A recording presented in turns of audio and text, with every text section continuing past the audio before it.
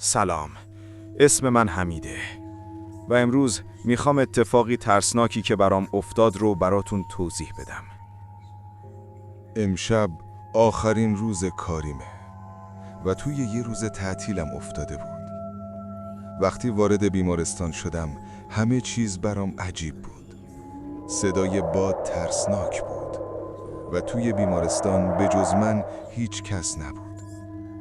درهای همه اتاقا بسته بودن و یه حال عجیبی بهم دست میداد. چراغ‌های بیمارستان شروع کردن به چشمک زدن و شدت ترس من بیشتر شد. یه صدای ضعیف شبیه ناله از انتهای راه رو شنیدم.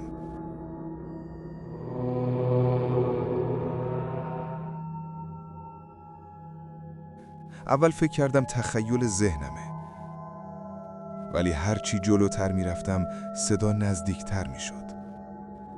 قدمهام روی کف بیمارستان سرد و ترک خورده صدا میداد.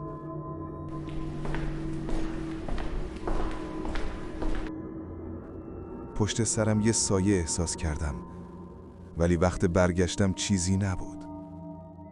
طبقه بالا که رفتم صدای باز شدن درهای قفل شده رو شنیدم.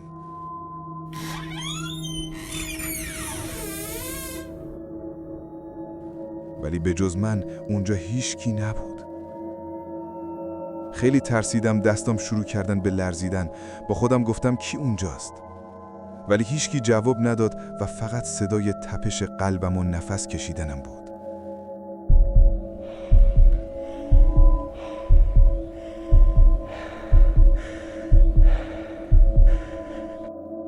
بعدش یهو از شدت ترس از حال رفتم. ولی وقتی به هوش اومدم انگار مکان تغییر کرده بود و انتهای راه رو یه موجود سفید رنگی دیدم که داشت به هم نزدیکتر می شد. چشمهاش اصلا نمیتونستم نگاش کنم. اولش خواستم فرار کنم ولی پاهام سست شده بود.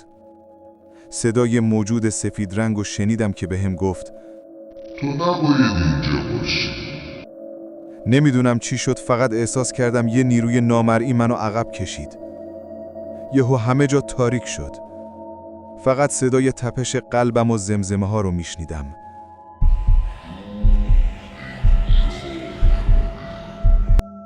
و بالاخره تونستم از اون بیمارستان فرار کنم. رفتم خونه و تا صبح از شدت ترس نمیتونستم بخوابم. و الانم همیشه کابوس اون بیمارستان رو میبینم. و هر موقع هم که میرم بیمارستان میترسم بازم اون موجود رو ببینم.